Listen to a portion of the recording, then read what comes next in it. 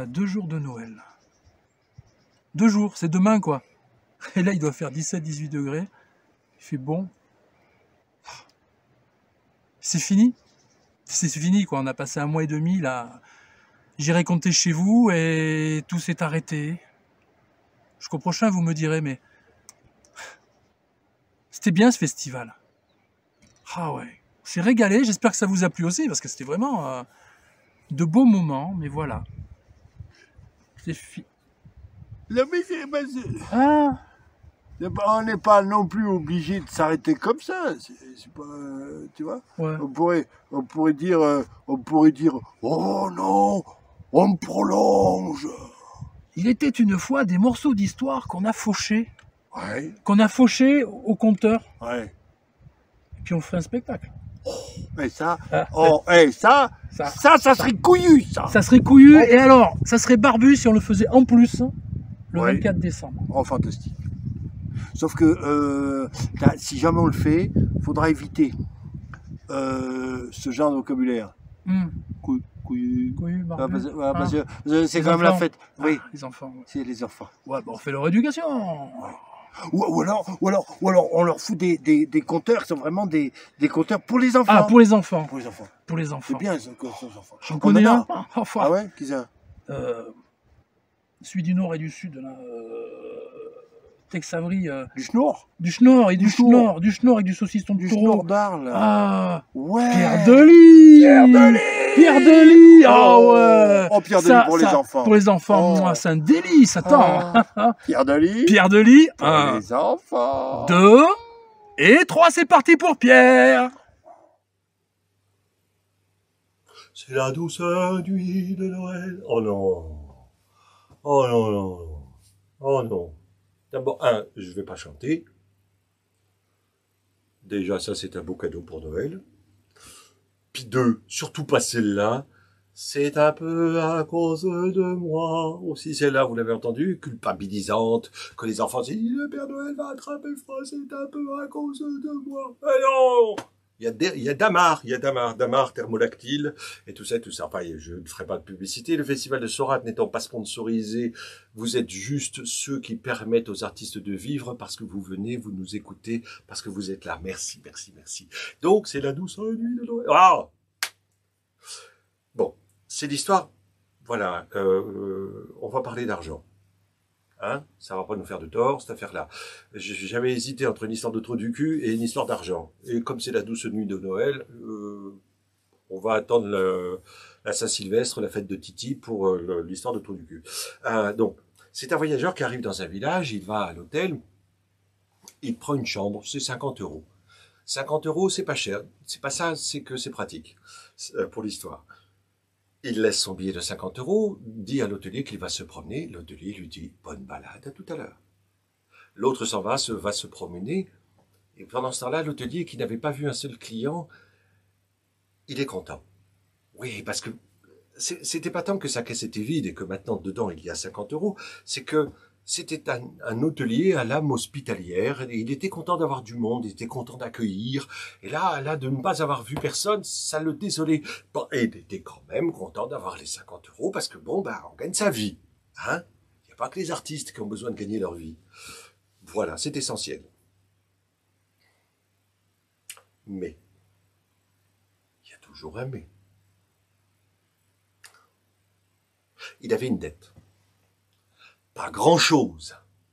Mais un jour qu'il avait besoin pour nourrir son monde, il avait besoin d'un peu de viande, puis il n'avait pas d'argent. Alors il est allé chez le boucher lui avait fait crédit. C'était pas grand-chose, c'était juste 50 €. L'hôtelier a pris le billet de 50 €, est allé jusqu'à la boucherie. Bonjour mon ami, bonjour, alors, t'as quitté ton hôtel toi? Bah oui, je suis venu te voir, alors comment ça se passe? Pas bien, pas vu personne. Bah moi non plus, qu'a dit l'hôtelier. Mais écoute, je suis venu te voir parce que je te devais des sous. Oui, qu'a dit le boucher, mais tu sais, ça va, je peux attendre un peu. Les bons comptes font les bons amis. L'autre a sorti le billet de 50 €. On est correct? Les bons comptes font les bons amis, a dit le boucher. Merci. Oh! L'hôtelier est rentré à l'hôtel, le boucher est resté à la boucherie. Et là, ce billet de 50 €, Bon, c'est pas parce que sa caisse était vide et que là, elle allait être presque remplie. Non, non, non. C'est que l'autre était venu sans qu'on lui réclame. C'était beau, ça. Puis 50 €, quoi. C'était bien, 50 €. Il avait fait 0 de chiffre d'affaires. Oui, mais... Non, il y a quelque temps de ça, le boucher avait eu une grosse commande de sandwich. Il avait eu besoin de pain. Et il était allé à la boulangerie, chez le copain boulanger. Puis il n'avait pas de sous. Mais l'autre lui avait fait crédit. C'était pas grand-chose. 50 €. Le boucher a fait, bon, pas de problème. Il a pris le billet de 50 €, est allé jusqu'à la boulangerie. Cling, cling. Bonjour boulanger, salut boucher. Bah alors, t'as quitté ta boucherie? Bah oui, j'avais envie de te voir. Bah ça fait plaisir. Et moi j'ai vu personne aujourd'hui. Et le boucher a fait, pareil. Mais tu sais, je te devais des sous. Oui, je le sais, tu le sais, je sais que tu le sais. Ouais, qu'a dit le boucher, d'accord, mais tu sais, qui paye ses dettes s'enrichit, alors moi, je suis venu m'enrichir. Tiens, je te rends tes 50 €. Le boulanger était heureux quand il a salué son copain qui s'éloignait pour rentrer chez lui. Il était content parce que, bon, il y avait rien dans sa caisse, il n'avait vu personne.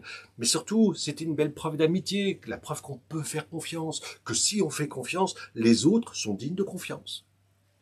Eh oui. Mais, il y a toujours un mais. Quand il avait marié sa fille, le boulanger, tout le monde était venu et s'était retrouvé un petit peu à court de logement. Alors il avait pris une chambre à l'hôtel. Mais comme ils avaient tout dépensé, ben forcément, ils n'avaient pas pu payer. L'hôtelier avait dit, bon. Mais il devait une nuitée, il devait une chambre. 50 €. Hein? Si ça tombait pas bien, ça. Il a pris le billet de 50 € et est allé jusqu'à l'hôtel. Salut l'hôtelier. Salut le boulanger. Comment vas-tu aujourd'hui? Bien, merci. Je te dois les sous.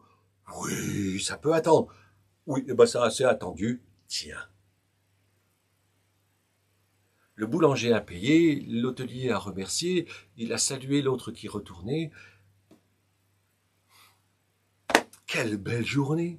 Quelle belle journée! C'est à cet instant précis, mesdames, messieurs, que le voyageur est revenu. Il a dit qu'il venait d'avoir un coup de téléphone. Pas bon. Qu'il était obligé de partir. Et il a demandé à l'hôtelier, est-ce que je pourrais être remboursé? L'autre l'a regardé, il a dit, je comprends parfaitement, monsieur.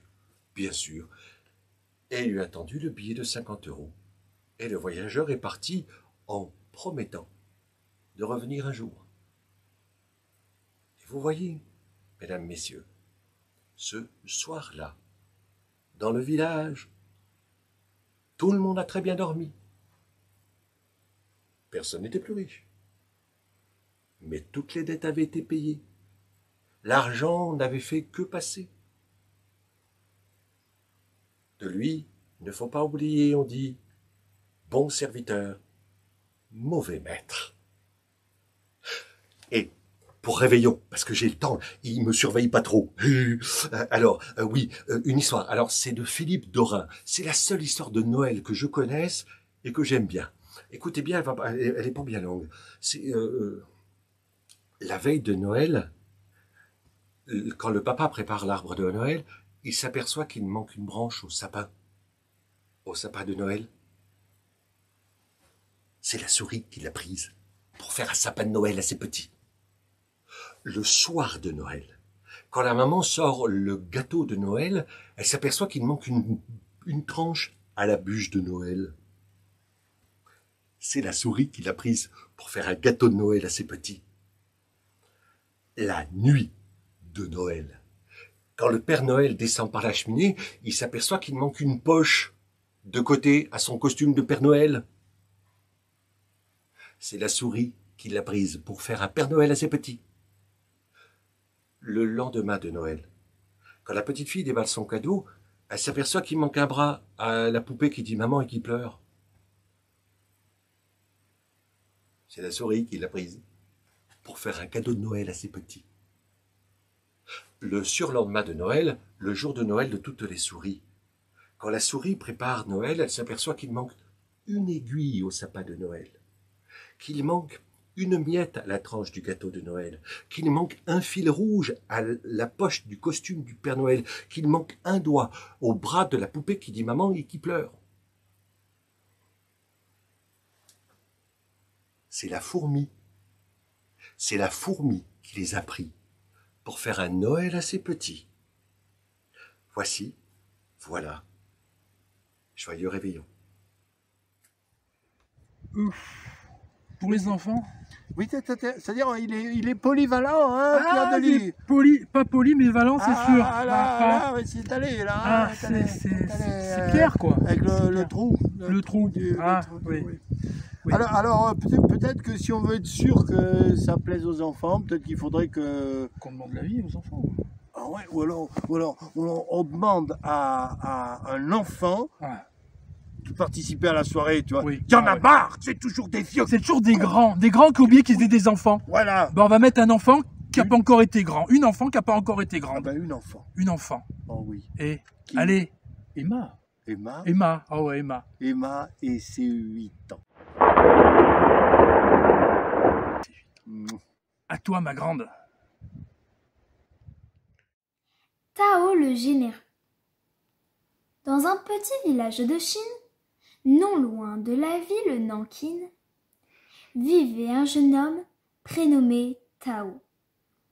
Il était très pauvre, mais cela ne l'empêchait pas d'être généreux et toujours prêt à aider son prochain. Personne ne s'adressait à lui en vain. Un jour, alors que le soleil brillait déjà très haut dans le ciel, Tao, qui dormait sur une paillasse à l'ombre d'un arbre, fut réveillé assez brutalement par un inconnu. Surpris, il ouvrit les yeux et vit devant lui un homme tout de gris vêtu. « Réveille-toi, Tao, » lui dit l'inconnu. « La reine t'attend. » « La reine ?» s'étonna Tao. « Mais je ne connais pas de reine. »« Elle, en revanche, te connaît, » poursuivit l'homme en gris. « Et elle m'a envoyé te chercher de toute urgence. Viens, suis-moi. »« Mais qui êtes-vous donc ?» demanda Tao au messager. « Je ne vous ai jamais vu. » L'inconnu haussa les épaules. « À quoi cela t'avancerait-il de m'avoir déjà vu et de savoir qui je suis ?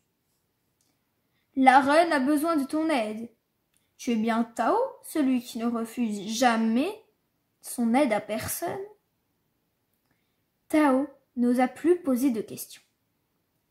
Il replia rapidement sa paillasse et suivit l'inconnu. Ils marchèrent un long moment.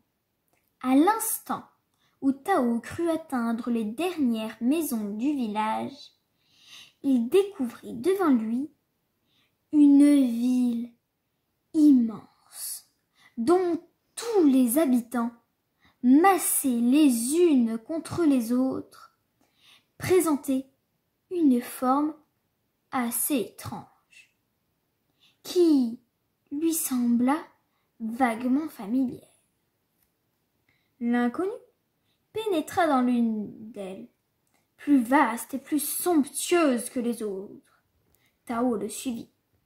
Ils arrivèrent dans une salle immense, où une très belle femme était assise sur un trône majestueux.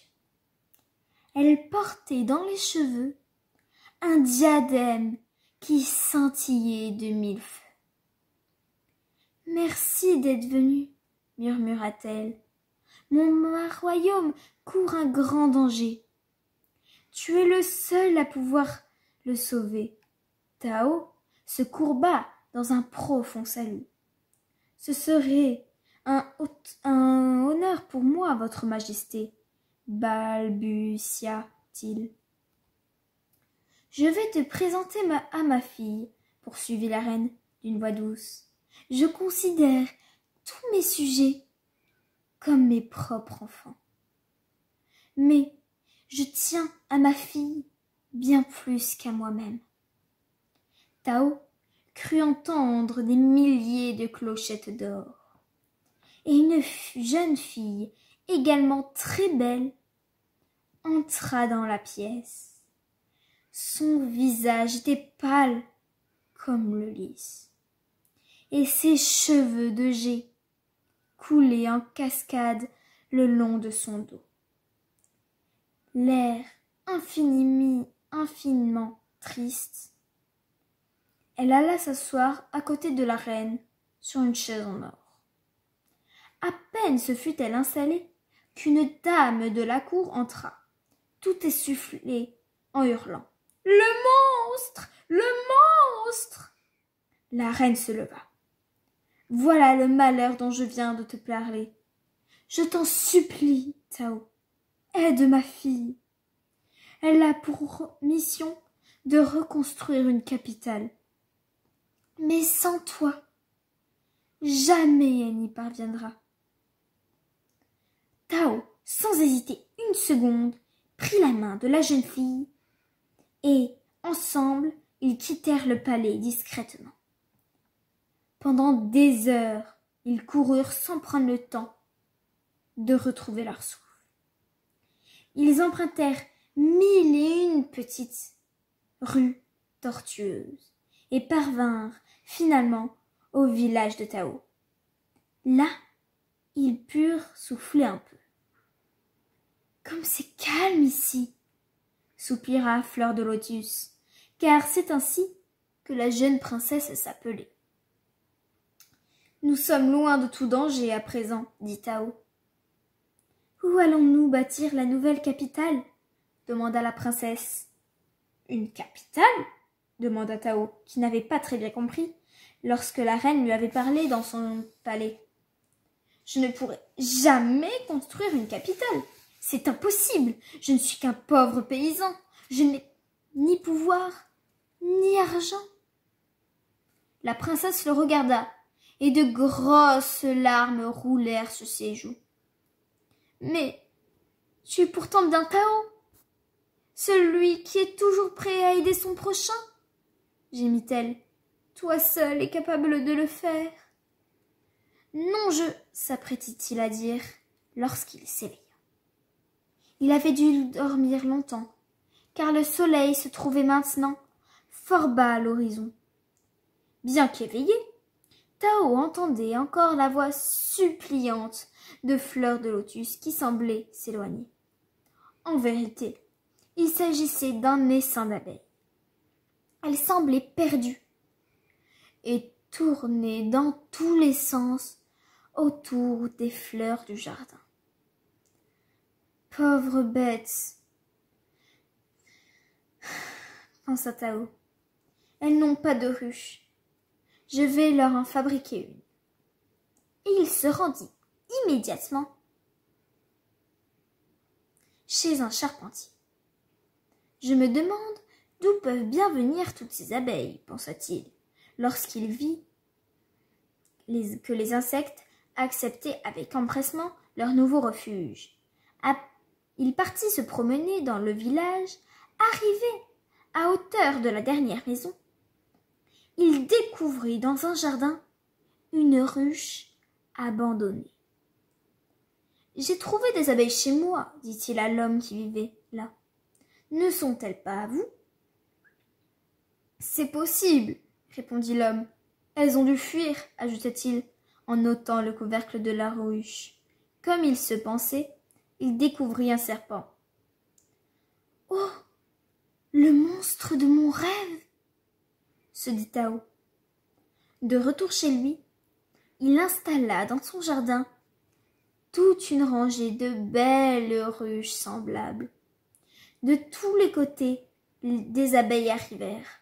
Elles se mirent à butiner ses fleurs et lui offrirent tellement de miel en échange de sa protection que Tao, le généreux, devient bientôt riche. Ben c'est frais, quoi. C'est pas comme ces vieilles canailles qu'on met devant, quoi. Ces mecs qui... Il y en a un. Oh. Ah ouais. Loin. Oui. De l'autre côté de l'eau. Ah oui. Oh, mais loin, loin. Loin, loin, loin. Voilà. Chaud, chaud. Oh, chaud. Le climat, le climat. Ah oui. Oh là là. Ça va les rendre fous, ça. Ça va les rendre fous, là. Oh, mon vieux. On le balance? On le balance. On le balance là-dedans. Tiens, Là-dedans. on le balance là-dedans. On le balance Et là-dedans. là, alors ça, Ça. Valérie Gouy, Oh. ici. L'homme qui marchait, qui marchait, qui Il y marchait. a qu'à qui marcher. marchait. Allez, Il y a qu'à marcher. il y a qu'à Valère, marcher, il y a qu'à fonce. Il y a qu'à marcher. Moins mâché, moins mâché, moins mâché, moins mâché, moins mâché, moins mâché, moins mâché, moins mâché, moins mâché. Pendant mon cas mâché, mon cas fait petit mâché, si mes cas ouvert devant moi, il m'a qu'à continuer avancer. Mon mâché, mon mâché, mon mâché, mon mâché, mon mâché, et à force mon mâché, il m'est arrivé ici. Vous savez, c'est la fin d'année. Nous tout prébo kaizot. On considérait que nous kaizot. Je suis chez vous.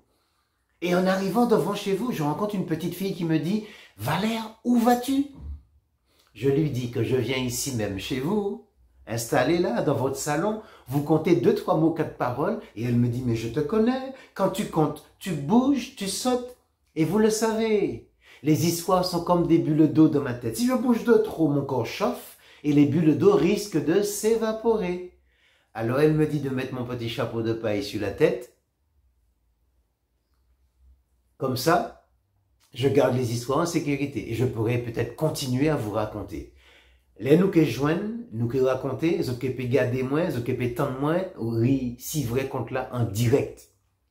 Mais pour nous peut commencer à compter, il faut nous veiller que l'esprit nous paraît pour entrer dans l'espace imaginaire là, car nous avons des jeux de mots sous forme de métaphores. Nous allons créer ça tim-tim ou titim. À tim-tim, nous allons répondre bois sec. Je vais vous anti-tim pour nous vérifier si vous parlez pour écouter. Tim-tim. Maman moi n'y a bagay kaili. Tout le temps il pas crevé désir, il pas qu'à marcher. Ma mère a quelque chose à la maison. Pour que ça fonctionne, il faut qu'elle lui crève les 2 yeux. Oh, c'est pas violent, hein, c'est quelque chose à trouver. C'est un objet que vous avez certainement chez vous. Et je vous laisse réfléchir, imaginer et vous me direz tout ça par la suite. À yécri, on répond yécrac, à yémistikri, yémistikra, cric, crac. Est-ce que la cour dort? Non, la cour ne dort pas. Yécri. Mesdames, messieurs, un bon matin, au pipiri chantant, un jeune garçon se lève. Il a levé quand il y a dans un petit quartier matinique. Petit bonhomme là, il aimait jouer, il aimait courir tout partout, il aimait aller partout avec les autres, mais on ne l'invite pas souvent. Moi, je m'ai crié tête grenet. Parce qu'il a les cheveux comme moi, ça fait 0,0, je retiens 1. Mesdames, messieurs, tête grenet, ce matin-là, se lève, il est tout content. C'est la première fois qu'il est invité à partir avec les grands, à partir avec les autres. On l'a invité à jouer. Tête grenet à Parécoy, il a joint ce petit bonhomme-là mis dans la cour, et au milieu de la cour, ils partent en direction de la rivière. Que je vous dise, hein, la rivière, avant 5 heures du matin, ce n'est pas possible, car c'est Bazan qui va prendre un bain de rivière avant 6 heures du matin. Donc, personne n'a qu'à aller à la rivière avant 6 heures. Seulement, il faut connaître Bazan. Bazan, c'est une dame qu'on dit qui est engagée. En madame, il dit qu'elle fait magie, en madame, il dit qu'elle fait mon paix. C'est à croire qu'elle est une espèce de sorcière. Mais personne ne la connaît vraiment, alors on ne peut pas dire qui elle est véritablement. Mais on sait que Bazan porte un grand chapeau bakois. Elle a des cicatrices sur le visage, sur le corps. On dit aussi qu'elle a sur son visage un gros nez. Et sur son gros nez, il y a un gros bouton. Et sur le gros bouton, il y a 3 poils. Ding, ding, dong. Bazan prend son bain de rivière avant 6 heures du matin. Il fallait personne rentrer en la rivière avant. Personne ne doit y aller avant Bazan, tout le monde le sait. Et ce jour-là, les jeunes garçons sont partis en direction de la rivière alors qu'il n'est pas 6 heures. Ils rentrent en gloire, ils déshabillent koyo, ils baignent, ils batifolé en gloire, ils joué, ils fait tout ça, ils ont envie. Ils sont tellement contents dans l'eau qu'ils ne se rendent pas compte que le temps passe. Et de l'autre côté du monde, derrière les cocotiers, derrière tout pied fruits à pain, le soleil commence à monter. Pendant que le soleil a monté, chalet qu'a descend en les bassins, le grand bassin vert. Les jeunes garçons sont toujours dedans. Pendant que le soleil a monté, l'ombre de Bazan recouvre tout le bassin. Tous les garçons sont au courant. Ils ont toute la sortie en l'eau. Ils sont vite partis, mais Tête Grenet ne sait pas. Il n'est pas au courant. Il est toujours dans l'eau en train de s'amuser. Et Bazan arrive tout près du bassin vert et Bazan lui tend la main. Mesdames, messieurs, ce qu'il faut savoir, c'est que Bazan, si votre Bazan tchébé en côté et que ou pas ça au café là et que lui-même qu'a trouvé que ou sous territoire li, Bazan a une formule magique et elle vous transforme en n'importe quel petit animal. Alors tout le monde paie Bazan. Mais Tête Grenet n'est pas au courant. On ne lui a rien dit. Mais il sait tout le danger qu'il y a de rencontrer Bazan. Bazan lui tend la main.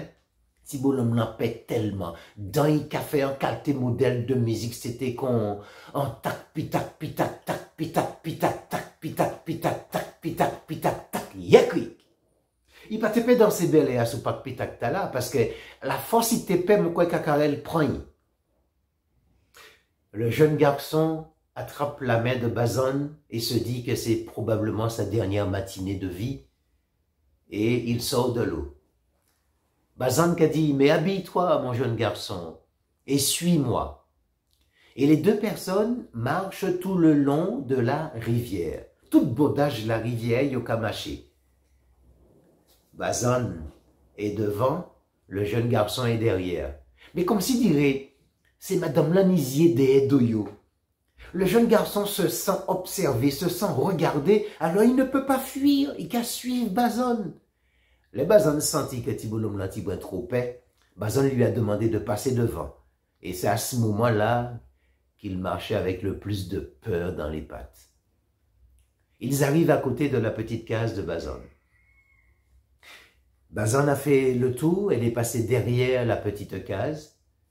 Et il entre en dedans, Thibault l'homme l'endouvant, et tout d'un coup, elle ouvre la porte. Elle ouvre la porte là. Mesdames, messieurs, une espèce de lumière blanche est sortie de la maison. Bazan, avec son ombre au milieu de la porte, pouvait laisser passer ou non la lumière. Thibault l'homme l'enfant un petit coup de zi en disant. À peine avait-il regardé à l'intérieur de la maison, il a bien vu qu'il y avait des meubles suspendus au plafond. Pas tenu rien à terre, tout était en lévitation suspendu. Et là, il a eu vraiment peur. Il s'est dit, mais pour de bon, c'est la diablesse qu'il a. Bazan lui a tendu un bâton. Le bâton avait une espèce de tête, une boule transparente à la tête et une tige tout à fait bien sculptée. Et Bazan lui a donné une formule magique. Et lui a dit que tu es un brave garçon. Tu n'es pas comme les autres à me taquiner, à tout me dire. Je sais que tu as bon cœur. Alors voilà le cadeau que je te fais. Mesdames, messieurs, Thibault l'homme l'a parti.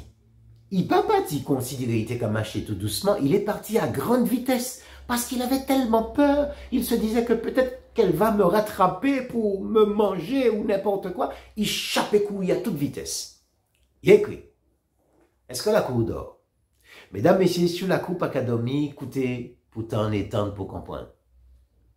Il y a des temps plus tard, le jeune garçon arrive dans son quartier et c'était les vacances.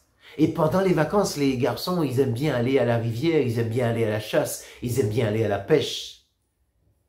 Mais lui, le dimanche, pendant les dimanches de vacances, il prenait son bâton.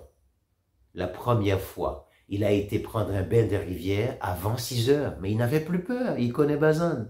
Et il pose son bâton au milieu du village, en mi-temps quartier. Et là, il prononce la formule que Bazan lui a donnée. Voyage. Emmène-moi en voyage. Et c'est à ce moment-là que une lumière est sortie de la tête du bâton.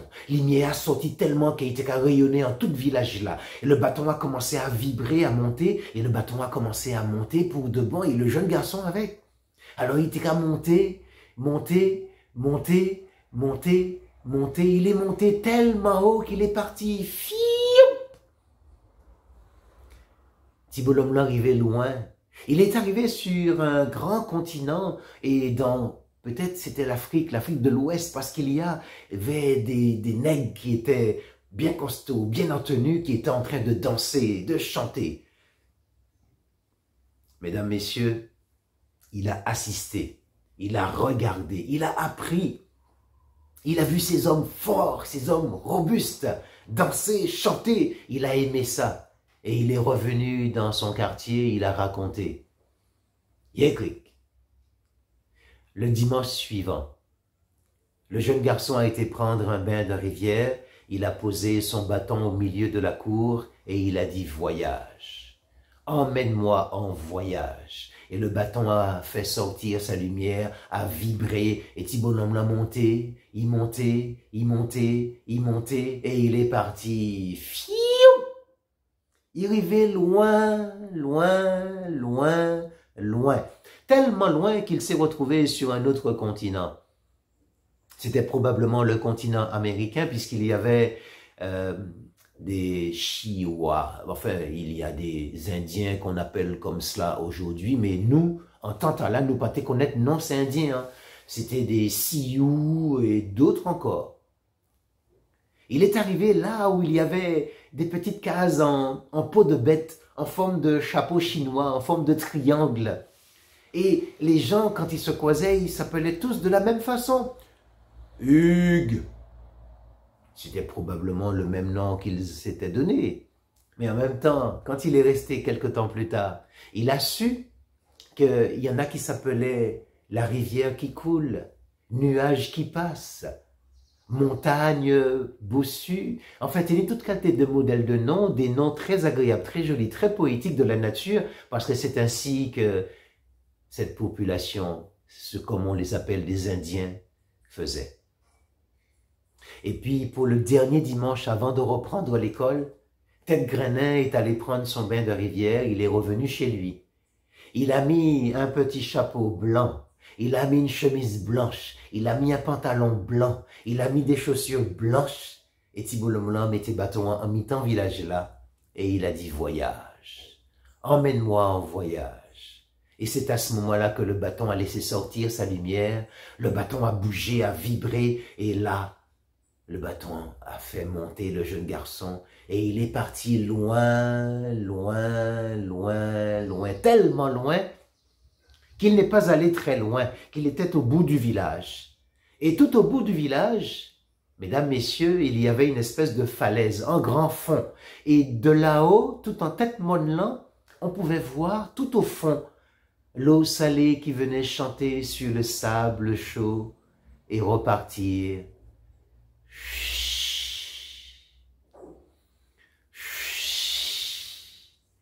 Il y avait pas loin une espèce de petit quartier village en forme arrondie, en forme de chapeau chinois. Et au milieu de ce petit village-là, en mi-temps du quartier, il y avait une grande table.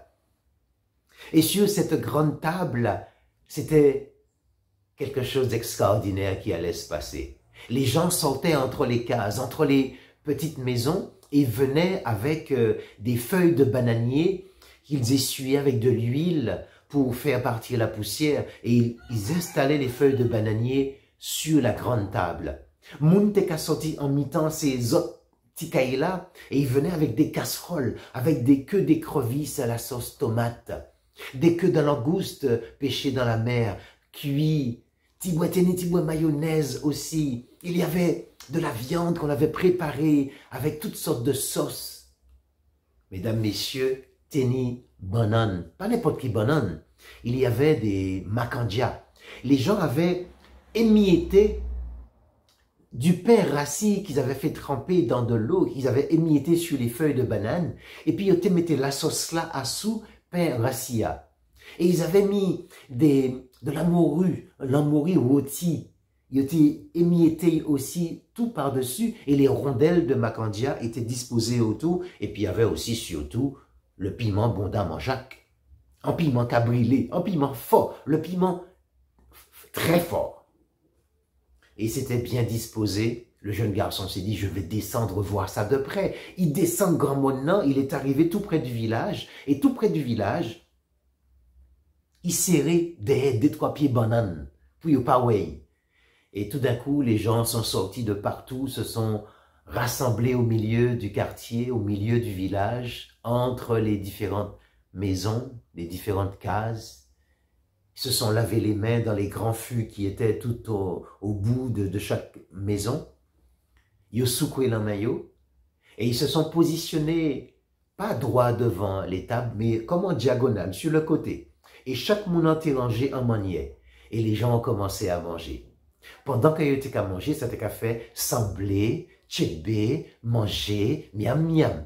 Sembler, tchébé, manger, miam miam. Yeah, quick. Les gens sont en train de manger, mais le chef du village, il connaît bien son village. Il voit bien, il sait bien, il sent bien qu'il y a une personne dite étrangère, pas trop loin. Alors il s'est levé, il a fait signe au jeune garçon, mais viens manger avec nous. Mais les enfants ne vont pas manger avec les adultes, parce que manger a une piment à dents, et les petits mamans, il n'a pas qu'à manger piment.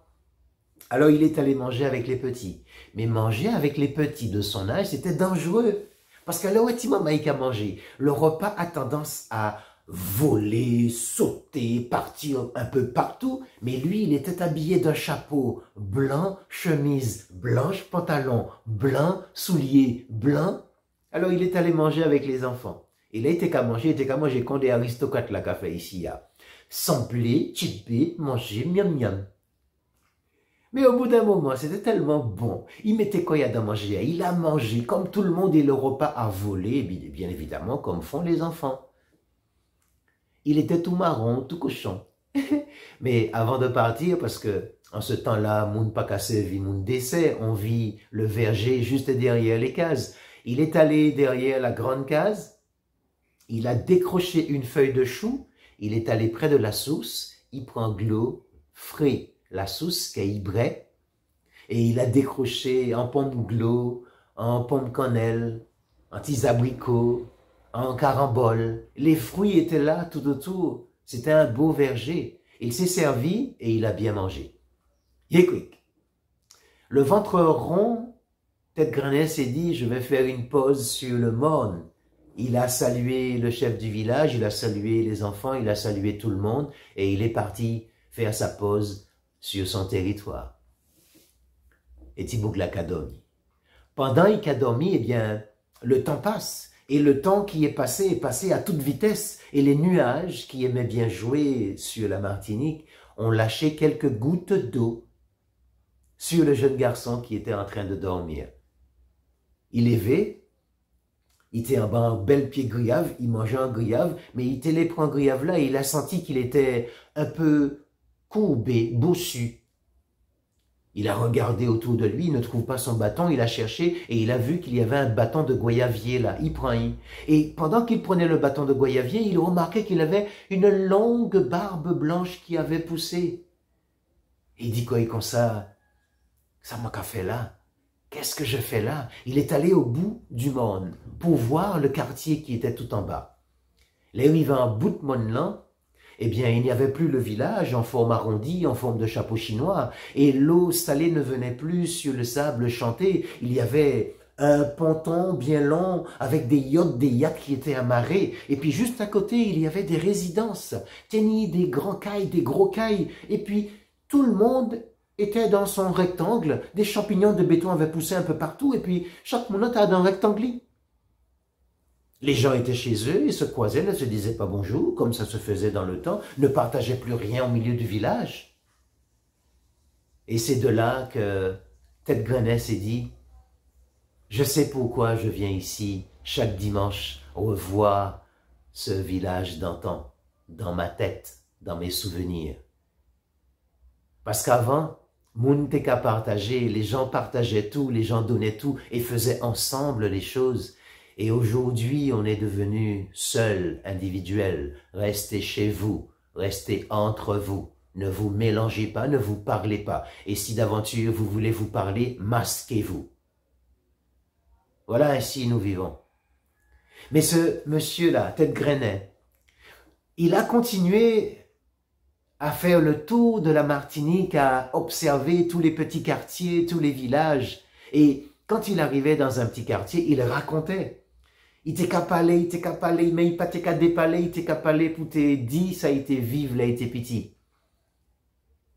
Et un jour, je l'ai rencontré, je l'ai écouté, je l'ai apprécié, et il m'a dit, après avoir bien mémorisé, va à ton tour raconter, va dire que le monde est bon, le monde est beau, et que nous pouvons être ensemble. Jig Jodi joue.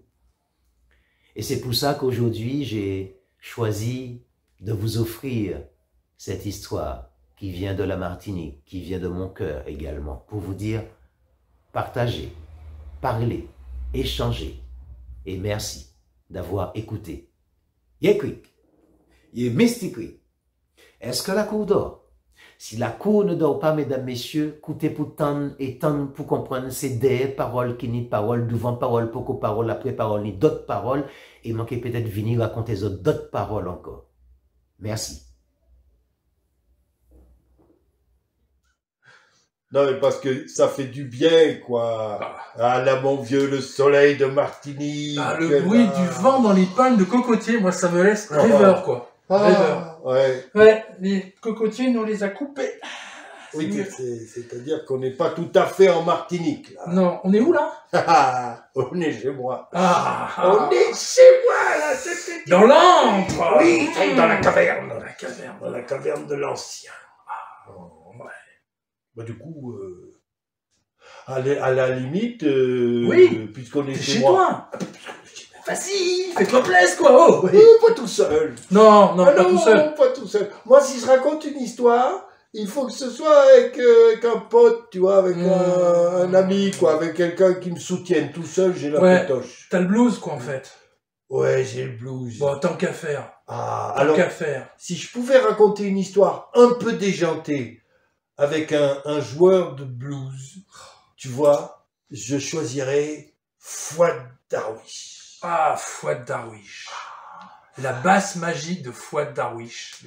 Et la ligne de base d'Olivier de Robert. Ben c'est maintenant. Yeah. Oui. On va vous raconter une histoire avec Fouad Darwish à la basse. Merci. Oui. Pour Noël. Pour Noël. Oui, pour Noël qu'on déteste tous les deux. Voilà, moi je déteste Noël parce que c'est le déballage commercial, ça me saoule. C'est l'holocauste des dindes, c'est pourquoi tant de haine? Pourquoi en vouloir tant aux huîtres? C'est vrai, quoi. Voilà. Et Fouad, il aime pas Noël parce qu'il m'aime bien. J'aime les huîtres. Mais il aime les huîtres, voilà. Donc les dindes. Donc on va vous faire une histoire qui n'a rien à voir ni avec Noël, ni avec les dindes, ni avec les huîtres. Mais avec la musique. Voilà. Avec la musique, parce que y a ta basse, tu vois ta basse. Et alors, la basse à Fouad, vous le voyez peut-être pas, mais elle a une signature, là. Alors quand tu connais pas, tu dis, ouah, si ça se trouve, le mec s'appelle Cody, ou un truc comme ça. Et ça me rappelle la guitare du vieux Magabre. T'as pas connu, toi? Oh, t'as pas connu. Alors, fais-moi un air un peu, tu vois. Vas-y, joue. Il faut que ça monte. Vas-y. C'est pour vous, pour Noël. Vas-y. Pour Noël. Joyeux Noël. Les enfants, vous êtes allez coucher. Voilà. Voilà, pendant ce temps. Hop, c'est parti. Voilà. On va vous raconter l'histoire du vieux Magabre. Le vieux Magabre était musicien, était bassiste, c'était un bassiste, tu vois. Mais un bassiste qui, avec sa basse, était capable de faire danser les vieilles et les pucelles. Un peu comme toi, tu vois. Oh, il le rendait folle, Et là, sur sa basse de bois, il y avait non pas une signature, mais une branche de ou, ou, sur la basse. Le ou sur la basse, ou, là. Et nous, on voulait savoir pourquoi. Et c'est un vieux qui nous a raconté ça, comment le ou est arrivé sur la basse du vieux macabre.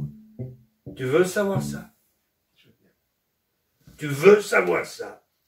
Alors tu restes là. Joyeux Noël. Vas-y, joue mon ami.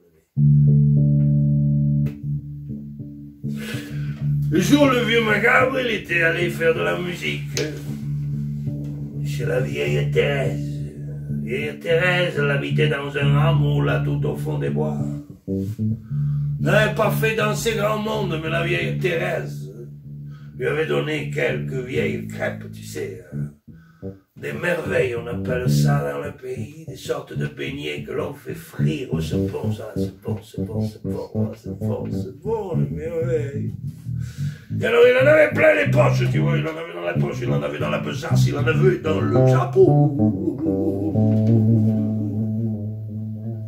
Mais pour rentrer chez lui, comme c'était le soir de Noël, qu'il ne voulait pas rentrer trop tard, il a dit, je vais prendre par la forêt, tout droit. Au début, il y avait un chemin, ouais.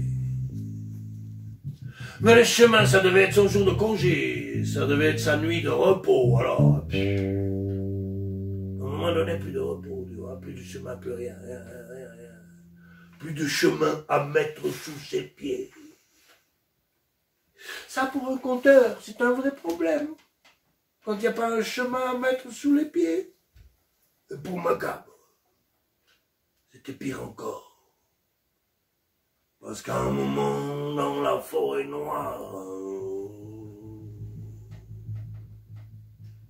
il a entendu comme un craquement. Il a tourné la tête, il a cherché dans le noir. Tu sais pas ce qu'il a vu là dans le noir, tu sais pas. Si tu savais, tu tremblerais. Il a vu deux yeux briller. Deux yeux. C'était les yeux d'un loup. Un loup sauvage et féroce. Un loup comme dans les histoires. Pas comme dans le biotope. Un vrai loup qui fait peur. Et tout d'un coup, un deuxième. Et puis 6 yeux. Et puis 8, et puis 10, et puis 12, et puis 13, et puis... Il y avait un loup borgne dans la troupe. Il a compris que les loups étaient là. Des loups affamés. Qui ne demandent que d'une chose. C'est bouffer. Au début, Macabre, il s'est dit, ouais. Ça y est. Mais les loups se sont rapprochés. Oui, ils se sont rapprochés. Alors il s'est dit, c'est une solution. C'est les merveilles. Oh, merveilles, je les ai. Ouais. Alors il a fouillé ses poches là, il a commencé à jeter les merveilles. Tu vois. Et les loups, de voir cette sorte de frisbee de pâte molle, se sont jetés dessus, tu vois, l'instinct de la bête. Ils ont croqué dedans. Même pour un loup, la merveille est merveille. Et le temps qu'il savoure la merveille, le vieux Macabre, 10 mètres de prix presque sauvé, seulement les loups, ça mange vite les merveilles. Les loups étaient de nouveau sur ses traces. Jeter une merveille, ralentir un peu les loups, courir, jeter une merveille, ralentir un peu les loups, courir, plus vite, encore plus vite, merveille, jette.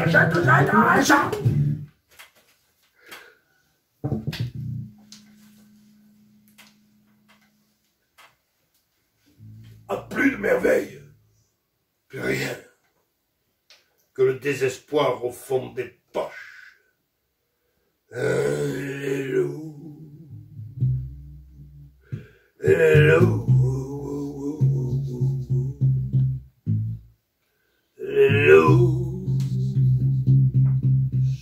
forme rapprochée. Il sentait jusqu'à la laine des bêtes, tu vois. Il a compris qu'il allait crever. Ouais. Si ça se trouve, l'histoire, c'est là qu'elle se finit. Et eux, ils vont pas dormir. Mais non, parce que le vieux macabre, il a voulu saluer une dernière fois sa compagne, son aimée. Celle qu'il avait accompagnée tous les jours, sans jamais le lâcher. Ça passe. Oh! Ça passe de vieux bois qu'il avait accompagné. Chaque instant chez chaque vieille pour aller faire danser. La sortie de son étui, tu vois, la sortie de l'étui comme ça. Il a serré contre lui. C'est à ce moment-là qu'il y a une branche de houx qui s'est pris dans les cordes. Et comme il continuait à avancer pour échapper au loup, la branche de houx, en frottant les cordes, elle a fait. Et là, les loups, ça là-bas.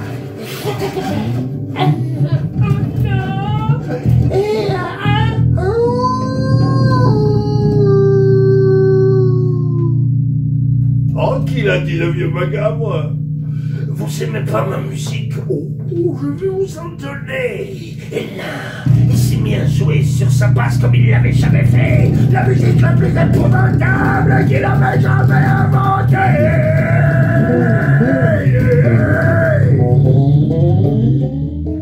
C'était le grand début du rock and roll.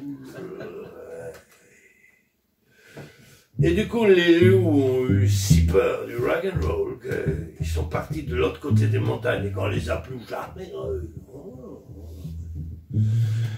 Et le vieux macabre, en souvenir, il a gravé sur sa basse une branche de houx. Parce qu'il savait se souvenir des choses. Alors oublie jamais l'arbre qui t'a donné l'instrument.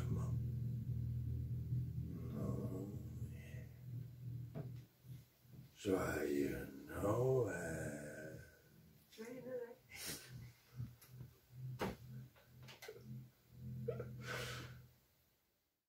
Bah oui,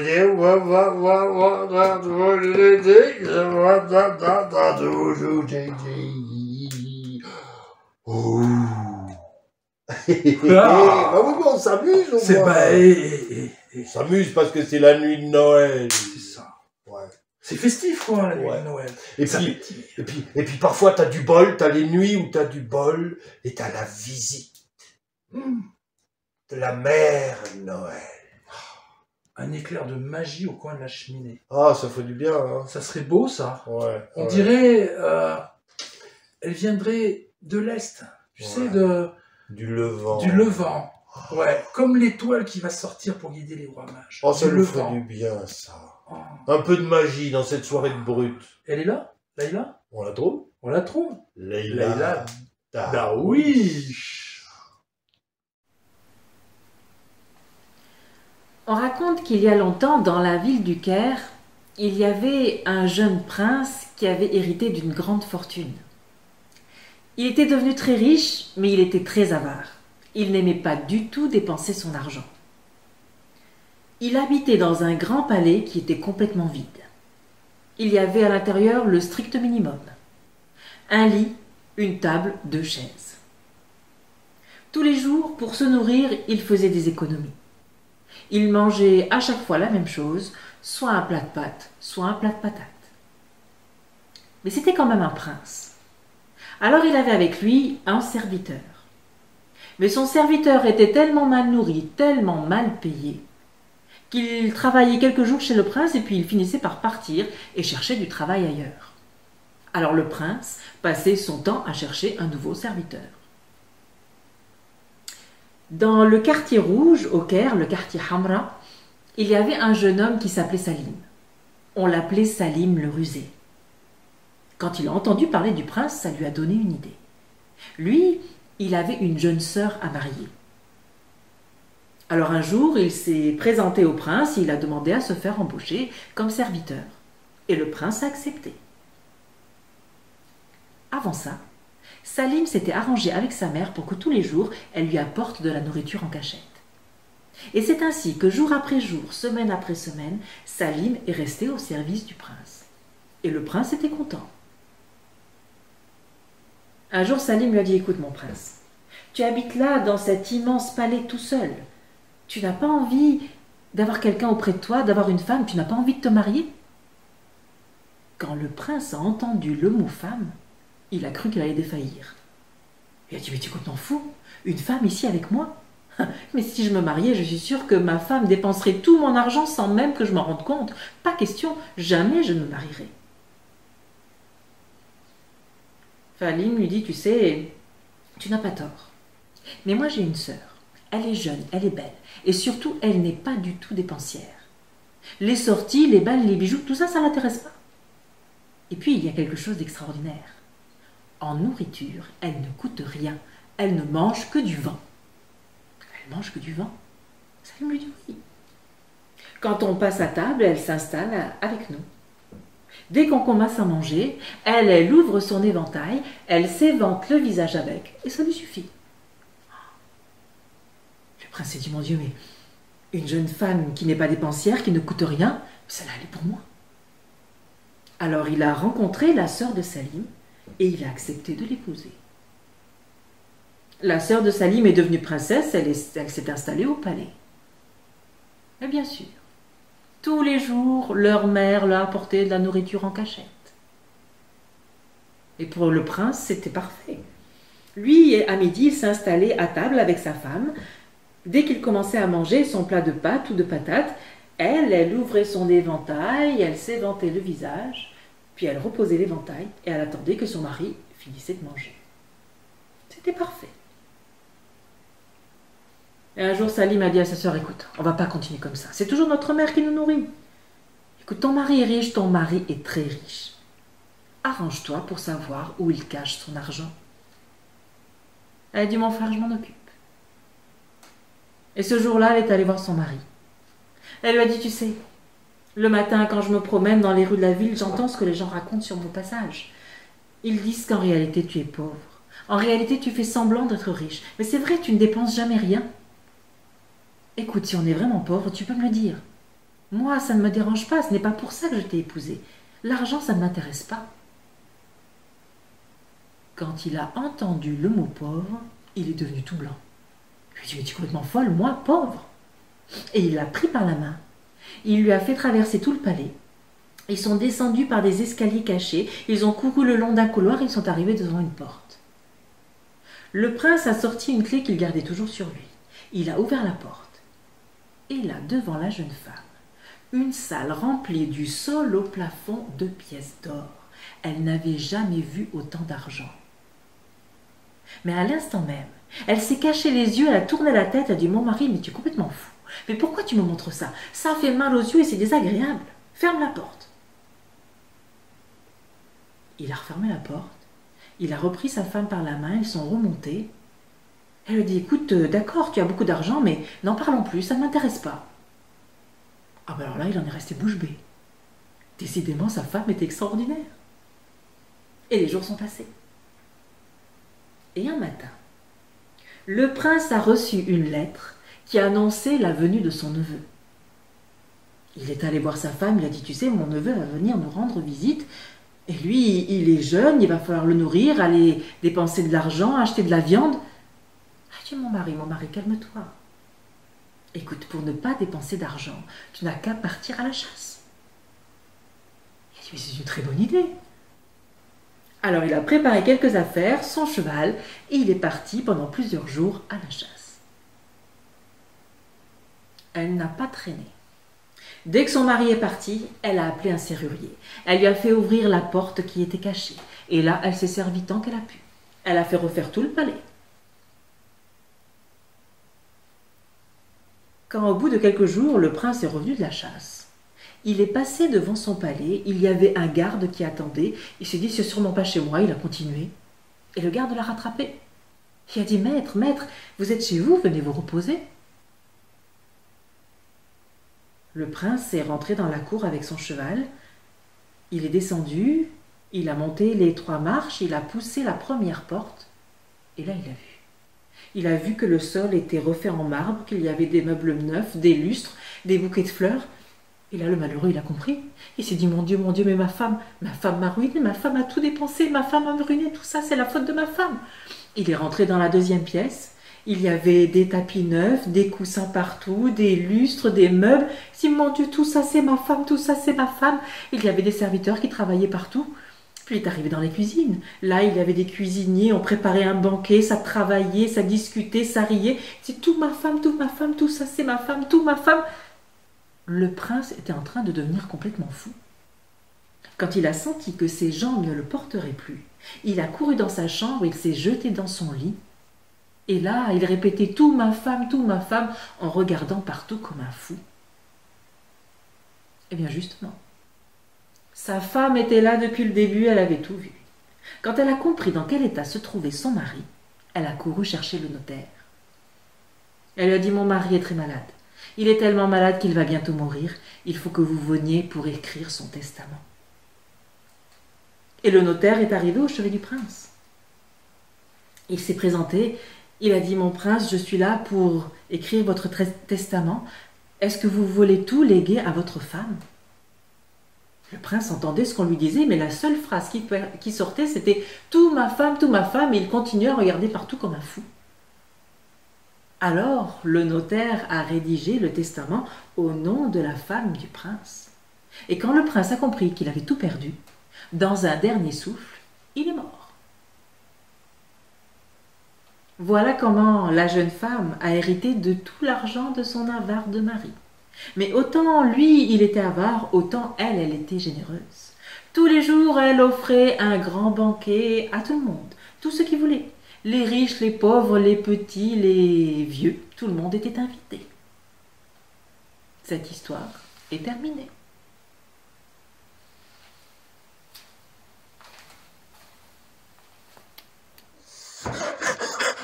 On veut sortir, là. On veut jouer, nous, maintenant, là. On n'a pas le droit de nous garder sous prétexte qu'on fait des très mauvaises émissions. Ouais, c'est ça. Il y a peut-être une solution.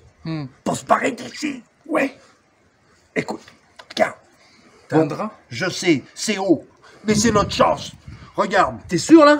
Je veux pas le savoir. Il y a les chiens en bas. On y va, et puis pendant qu'on descend, d'accord ? Pendant qu'on descend, il faut qu'il y ait quelqu'un qui fasse diversion. Et l'homme du Japon. On s'est bien vu. L'homme du Japon, ça va distraire tout le monde, ça. Stéphane Ferrandez ? Stéphane Ferrandez, quoi. Pendant qu'on les embarque au Japon avec Stéphane Ferrandez, nous, on s'échappe. On s'échappe. Bon, d'accord. Moi, j'ai mis ça, toi, tu scies le barreau. Allez, go. Allez, on y va. Allez. Bonsoir.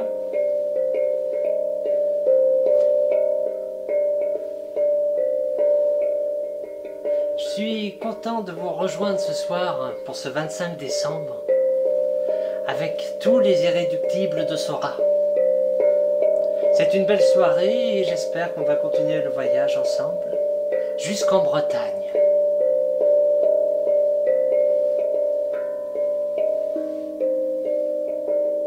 C'était il y a longtemps, bien longtemps, un 24 décembre. Là, en Bretagne, quelque part, il y avait une ferme, aux pierres grises. Dans la grande cheminée, un feu flambait, plein de joie. La bûche, l'énorme bûche en bois de chêne, était là à flamber depuis 2 jours déjà. Devant l'âtre, en train de se réchauffer, il y avait le chat de la maison. ronronnant doucement devant les flammes. Méditatif, comme seuls les chats peuvent l'être quand ils ont le ventre plein.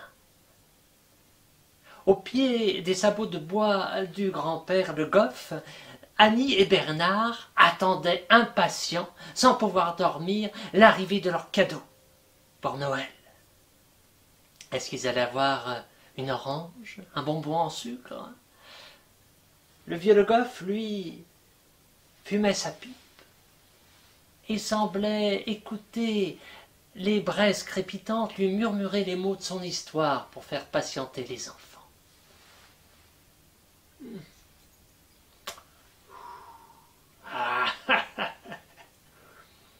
Tout est prêt. Regardez. Le feu flambe, l'échelle est mise, et le petit Jésus pourra descendre, vous donner vos cadeaux sans avoir froid aux pieds. Grand-père, dis, à quoi il ressemble Jésus? On va pouvoir le voir. Et moi j'aimerais un cadeau gros comme ça. Allons Annie, allons. Si vous nous veillez jusqu'à minuit, peut-être que vous le verrez glisser vos cadeaux dans vos sabots, mais sinon, vous aurez la surprise, hein? Allons. Et vous savez, il y a quelque chose à connaître. C'est que la nuit de Noël, c'est une nuit des merveilles. Tous les êtres fantastiques, de la terre comme du ciel, à minuit, apparaissent sur la planète entière. Et attention, parfois c'est dangereux. Il y a les pierres, les menhirs qui vont boire dans la rivière. Grand-père, oui Bernard, dis, c'est vrai que le bœuf et l'âne, ils parlent le soir, la veille de Noël? Oh oui. Mais il ne faut pas être là pour surprendre leur conversation. Et pourquoi? Ça doit être rigolo. Allons Bernard, voyons. On dit que celui qui entend cette nuit-là le bœuf et l'âne parler, la mort l'attend le lendemain. Bon, allez vous coucher, j'entends déjà le chien qui aboie, vos parents sont en train de rentrer. Allez. Oui, qu'est-ce qui se passe ici? Alors, on écoute encore le vieux grand-père? Hein, vieux Le Goff, allez se coucher. Allez, Annie, au lit. Et toi, Bernard, puisque tu es debout, rentre utile, va donc voir les bêtes, hein, dans l'étable, si elles ont besoin de foin. Allez. Oui, papa. Bernard enfile une pelisse bien chaude, ses sabots, et se glisse au dehors, en chantonnant un petit chant d'hiver. Mais quand il arrive à la porte de l'étable,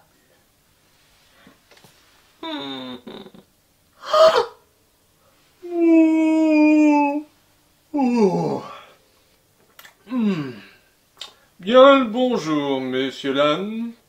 Comment cela va depuis notre conversation l'année dernière? Oh, bien le bonjour, messieurs le bœuf. Ça va, à peu près. J'ai un peu froid. Oh, je comprends. Moi, j'en peux plus. J'ai mal partout. Oh, mes muscles. Ah oui, et moi ce froid, je supporte pas, je n'arrive pas à dormir. Ah oui, c'est très difficile. Oh, je comprends. Vous tirez la charrue par là, la carriole par ici. Trop difficile. J'ai mal partout. Je voudrais des vacances. Et mes pauvres muscles. Oh oui, des massages. Je voudrais un massage. Oh, quelle bonne idée. Moi aussi, j'aimerais qu'on me dorlote. Mais c'est tellement difficile maintenant. Si on pouvait nous écouter, quand même, on a la parole une fois par an. Il faudrait peut-être exprimer notre mécontentement. Oh, mais quelle bonne idée! Si on faisait comme les humains, si on demandait des cadeaux. Oh, des cadeaux? Mais oui, c'est une bonne idée, ça. Oh, des cadeaux. Oh, une couverture bien chaude, et carotte, une belle carotte, jaune, élancée, et bien juteuse. Et pourquoi une seule carotte? Pourquoi pas 10? 20, 30 carottes, oh oui! Et puis, autre chose que ce foin froid et sec, si on demandait de l'orge, de l'avoine, de l'herbe tendre, oh oui! Et des massages, oh, des cadeaux, oui! Et si on faisait la grève? On va faire la grève, on va arrêter de travailler. Oh oui, la grève, à bas les patrons, la rébellion, la révolution, à bas le patron, oui, à bas le patronat. Qu'est-ce que c'est que ça? Oh, regardez, monsieur Leboeuf, regardez ça. C'est le petit Bernard. Qu'est-ce que tu veux? Pas grand-chose, je voulais juste savoir si... vous vouliez du foin? Oh, du foin? Oh non, on en a assez du foin. On veut des massages et des carottes, de l'orge, de l'avoine, de l'herbe tendre. Allez, plein de cadeaux. Va chercher ton père et dis-lui de ramener sa fraise tout de suite. Oui. Il se sauve à toutes jambes. Papa, maman, grand-père, le bœuf et l'âne, ils sont pas très contents. Bernard, qu'est-ce que tu racontes? Toi, t'écoutes trop ton grand-père et ses histoires. Allez, va te coucher. Faut tout faire ici, hein. Allez, le chien, au pied, on va aller s'en occuper. Bon. Alors, qu'est-ce qui se passe ici? Ici. Oh, regardez, c'est le patron. Oh, ben il était temps de venir. On fait la grève. Oui, on veut des cadeaux, des massages, et puis des carottes, de l'orge, de l'avoine. On en a assez de ce foin froid et sec. Ah oui, et puis de l'herbe tendre aussi. Oui, sinon, rébellion. Révolution. Attention, si tu ne nous écoutes pas, tu te souviens de ce que dit la légende? Quand on entend le bœuf et l'âne parler la veille de Noël, pour celui qui l'entend dès le lendemain, hein? Alors, réfléchis. Oh non! Il se sauve lui aussi à toutes jambes, escorté par son chien. Oh, c'est pas possible, j'ai jamais entendu un âne et un bœuf parler. Bouf, bouf. Moi non plus, j'ai jamais entendu un bœuf et un âne parler. Pas bouger! Ah! Grand-père! Ma femme! Et toi, là, les enfants, ça va pas du tout, ils sont vraiment très en colère. Le bœuf et l'âne, ils parlent! Non, c'est pas possible! Oh si! Et en plus, quand je suis sorti, je me suis dit tout seul, là, comme ça, oh, mais j'ai jamais entendu un bœuf et un âne parler! Et le chien, il m'a dit... Mouf, mouf. Moi non plus, j'ai jamais entendu un âne et un bœuf parler. Non, mais c'est fou, ça.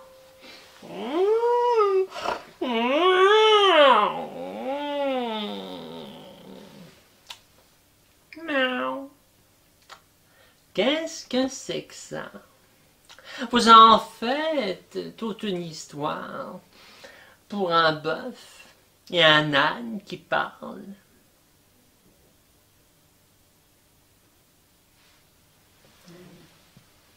L'histoire pourrait s'arrêter là. Mais cette nuit-là, tout le monde est allé s'endormir malgré tout. Parce que dans le ciel, une traînée d'étoiles venait du pôle Nord. Oh, oh, oh, oh. Parole de conteur, parole de menteur. C'était la première tournée du Père Noël. Oh, allez Rodolphe, hop! Il y a la ferme ici, on va donner des cadeaux, il y a même un âne et un bœuf qui attendent que ça, sinon demain ça sera terrible pour le maître. Alors, couverture, et du calme en fait, oh ouais, on se pose sur le toit, alors, Oui, des carottes, 30 carottes pour l'âne, une couverture chaude, des histoires des irréductibles sera toi pour tout le monde, ça sera bien aussi, et aussi de l'orge, de l'avoine, et puis une couverture massante pour le bœuf, ça sera bien, oui, et puis alors pour tout le monde les cadeaux qu'il faut, hein, oh, le chat, je n'en parle pas, ce sera sa surprise. Bon, eh bien c'est parfait. Joyeux Noël à tous! Allez, en avant comme une tempête! Éclair, on y va, Rodolphe! Allez, bleu nez, on voit plus rien! Oh, oh, oh! Joyeux Noël! Et c'est tout ce qu'on peut vous souhaiter. Qu'est-ce qu'on va devenir là? Je sais pas, mais... Bien bon, c'est évadé, mais qu'est-ce qu'on va devenir? C'est irréductible, d'accord. Ouais, Quoi faire? Mais nul. Nul. On n'est pas bon. Non, ma soeur est mort, il n'y a plus personne, quoi. On est bon, on est foutu là. Foutu. Comment on pourrait savoir l'avenir? Il faudrait... Lire l'avenir. Lire l'avenir, voilà. À la grecque? Avec des champignons? Non, ça marche pas, ça. Et il paraît que certains devins arrivent à lire leur avenir dans les entrailles des petits chiens. Il est mignon, le toutou. Viens, mon chien. Viens là. Viens. Couchez le toutou. Sur le dos, Voilà. le féfé. Oh. C'est pour notre Tu vas bien. voir. Tu peux faire ça. Hein? Oui. Mignon, gentil. C'est pour savoir. Oui, mais pendant ce temps-là, il faut pas qu'ils nous regardent. Non, ça va être dégueulasse quand même. Hein. Qui c'est qu'on pourrait mettre alors Et les châtaignes. Attends, je veux savoir. Ah ouais? Oh ouais. Cathy Caillot! Bonjour, eh bien c'est le petit cadeau de Noël. Il était une fois une princesse qui avait un sacré problème de princesse. Ah oui, elle était belle, elle était jeune et elle avait 3 fiancés. Le problème, c'est qu'elle ne les avait vus qu'à travers un petit trou à travers le paravent. Le premier était grand, beau, fort. Il s'était agenouillé devant le roi et avait demandé sa main. Le second, il était grand, beau, fort, et il s'est agenouillé devant le roi, il a demandé sa main. Et le troisième, il était grand, beau, fort, il s'est agenouillé devant le roi, il a demandé sa main. Et le roi, moderne, lui a dit « Choisis ».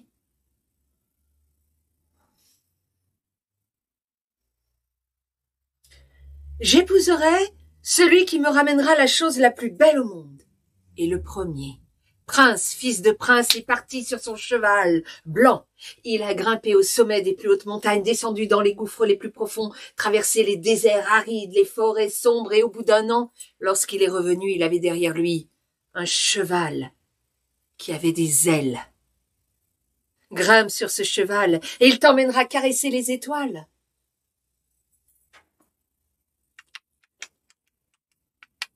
Le second, il était commerçant, fils de commerçant. Il est parti sur un bateau marchand. Il a traversé les mers et les océans. Et lorsqu'il est revenu au bout d'1 an, il a sorti de sa poche une petite fiole finement ciselée, avec à l'intérieur un petit liquide ambré. Je l'ai volé aux fées. Bois, et tu resteras belle et jeune à jamais.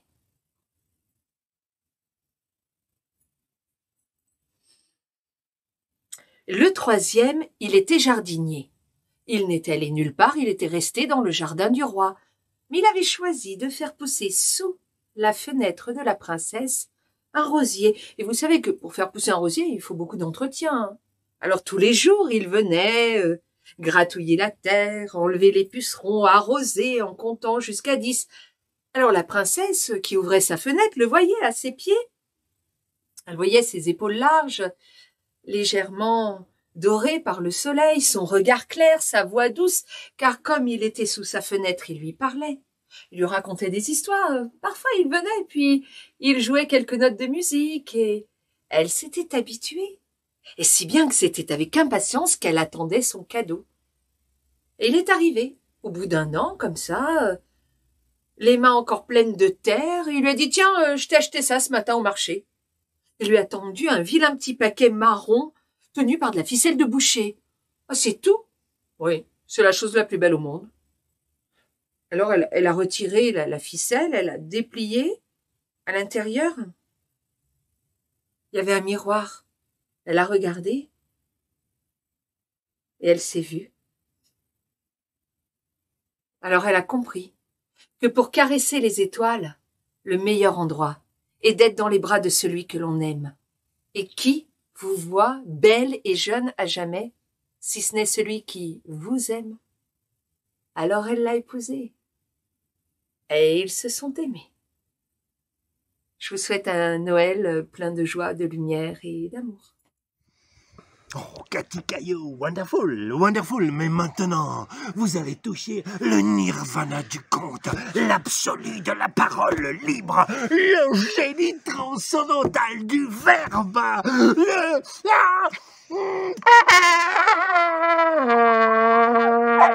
Eric Vedder! Oh yeah! T'as pris tes pilules? Couché. Ça n'est pas une aventure sportive.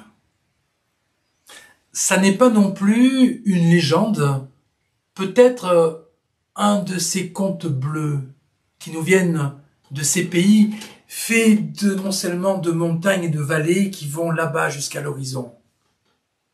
De ces pays où la neige recouvre le sol, cachant toutes les imperfections. De ces pays où l'air est tellement pur que la poussière ne s'y accroche même pas, que la nuit, les étoiles sont si près de la terre qu'elles paraissent énormes. La nuit, la lune est tellement brillante que le soleil en est jaloux. Dans une de ces vallées, il y a un petit village. On dirait un jeu de construction pour enfants. Oui, on dirait une boîte de construction avec cette église, ces petits chalets en bois et ces gens qui vivent là, heureux, paisibles. Ils travaillent le bois. Plus bas, dans la vallée, loin, la ville. Entre les deux, rien. La neige partout. Le soir, quand les aiguilles, tout là-haut, projettent leur ombre sur le village, alors il est temps de rentrer chez soi, de se mettre à l'abri du froid, de se mettre à l'abri de la nuit. On mange et on se retrouve dans la grande salle commune autour d'un grand feu, où on se raconte des histoires, où on devise, les femmes tricotent et les enfants jouent sous les tables. Les vieux racontent pour la énième fois qu'un jour, un garçon viendra avec des ailes qui permettront de voler par-dessus la neige. Alors ça fait rire tout le monde, ça fait rêver. Ça fait rêver ce grand garçon qui est là. Un grand gars, les cheveux blonds, les yeux bleus comme le ciel pur d'un hiver. Il est différent des autres. C'est un rêveur. C'est un de ceux qui connaît le mieux la montagne. Il s'appelle Flocon de neige. Là maintenant, il faut que je vous raconte comment Flocon est arrivé au village. C'était un soir de grosse tempête. Une de ces tempêtes qui vous remplit les rues de neige au point qu'il faille que tracer des tranchées pour aller d'une maison à l'autre. Ça fait le bonheur des enfants, ils ont des maisons toutes faites, des igloos. Une de ces tempêtes qui sifflait dans les toitures, ronronnait dans les greniers. Alors on était tous là, dans la grande salle, à se réchauffer autour du feu, quand d'un seul coup, entre deux rafales, la plus jeune, Maya, a entendu le cri d'un enfant.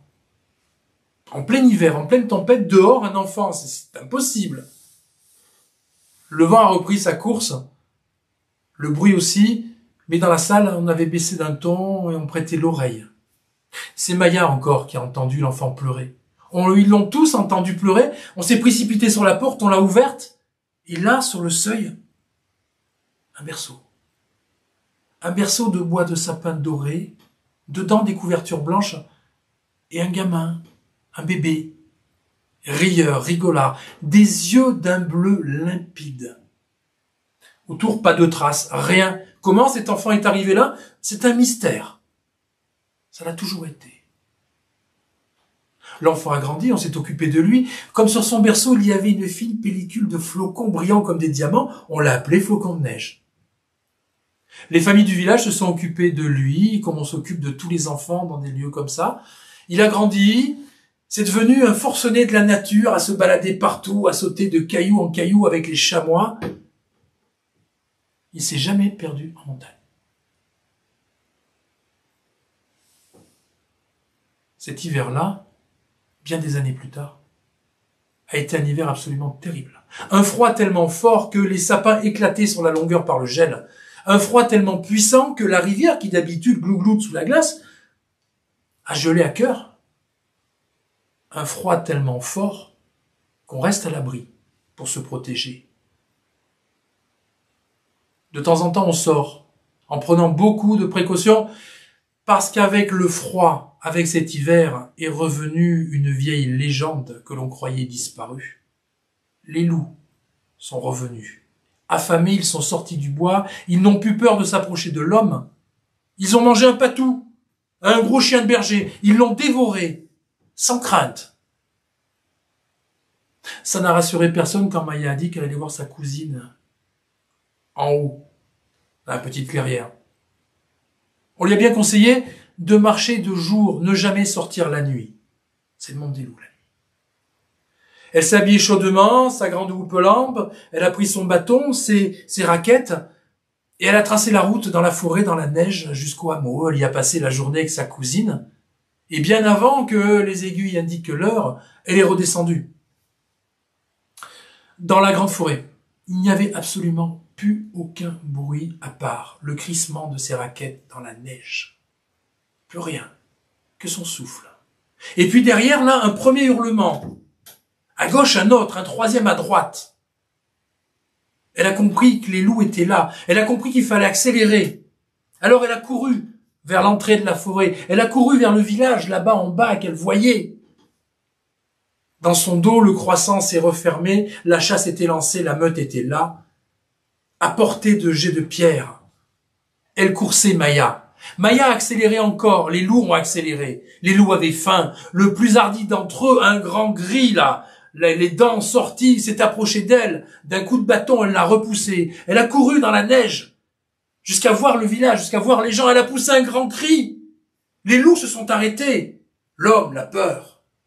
La faim était plus forte. Ils ont continué. Dans le village, on a vu Maya arriver. On a vu la meute derrière elle. On s'est armé, on est monté là-haut la défendre.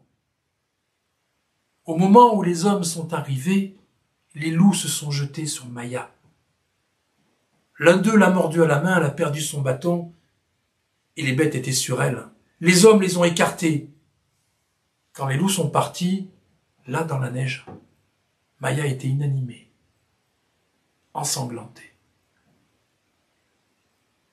Avec 2 bâtons et 2 manteaux, on a fabriqué une civière, on l'a descendue doucement dans la maison commune, on l'a déposée sur la table, le médecin est venu constater qu'il n'y avait plus grand-chose à faire sans médicaments. Une piqûre peut-être, mais il n'avait plus les réserves.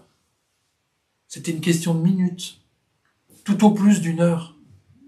Aller à la ville, mais c'est 1h30 de marche. Aller et retour. Il en serait fini pour Maya. Un des hommes a pris ses raquettes et a décidé d'aller chercher les médicaments, coûte que coûte. Quand la main de Flocon de Neige s'est posée sur son épaule, quand il a vu son regard, il a compris que seul le garçon était capable d'y aller. Le gamin a pris l'ordonnance, est sorti à claquer la porte, on a entendu un grand sifflement dans le village, et les minutes se sont égrenées, lentement, lentement comme la vie qui sort du corps de Maya. Moins d'1 heure plus tard, la porte a claqué, Flocon de Neige était là avec les médicaments, le médecin a fait la piqûre, Maya est revenue à la vie, on l'a soignée, et tout est revenu normal dans le village.